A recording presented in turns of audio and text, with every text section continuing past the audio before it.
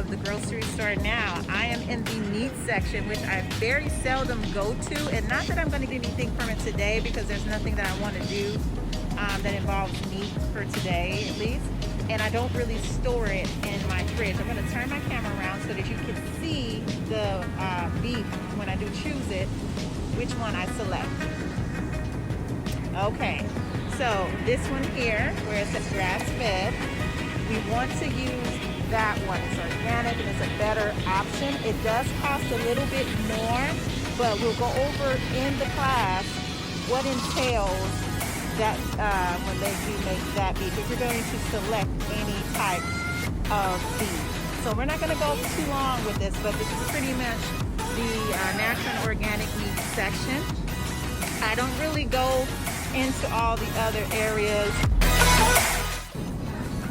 All right, so I'm in the produce section. I'm going to turn around and show you which bananas that I'm going to choose. So we have the regular. There we go. Right into organic. This is my generic boomerang for you guys. All right, so see how colorful this is? These are the sections that we need to be shopping in. So I'm definitely going to get some lemons or the lemon recipes that I tell you guys about.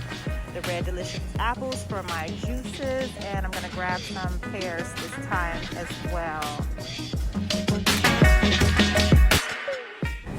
Now before, I was never really big on berries, but with all of the seedless fruit that we have out there, I have really grown more of a liking to going toward the berries because I know that they still have their seeds. So we have here our blueberries, strawberries, blackberries, and raspberries. So I'm real big on the berries now. I know you guys saw pineapple there, but I used to get those, but not so much because of some of the studying that I have been doing under Dr. Sebi and looking at some of the things that he was talking about a little bit before my time in my era, but I still was able to appreciate some of the knowledge there. Also in my cart are kale greens. I don't do the spinach anymore with the juices. Again, one of those hybrids that Dr. Sebi talked about.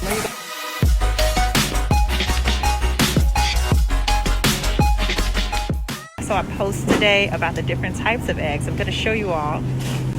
So before most of us, we know about these.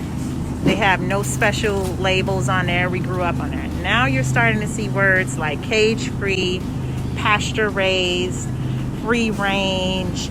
And where am I going? Where am I going? I am going to right here where it says organic, free range, pasture-raised eggs. And it's typically priced higher than some of the other ones, but with the studies showing that what they're doing with these chickens is completely different from what's happening with the eggs below. So this concludes pretty much the go to the grocery store with Dr. Shante. I actually spend more time on the perimeter of the stores. I very seldom go in the aisles. Why don't I go in the aisles? I don't go in the aisles, but to get to the register, of course, because those are usually our packaged, processed foods. If it's in a package, it's processed. So it's not raw, it's not organic, it's not natural. So I do less time in the grocery stores now because I only shop on the perimeter. Now I do go into the aisles to get honey. There's a raw honey that I love from Mariano's that is, it's just great. So that's the only time that I'm in any aisles. I'm headed to the register now, and I'll see you guys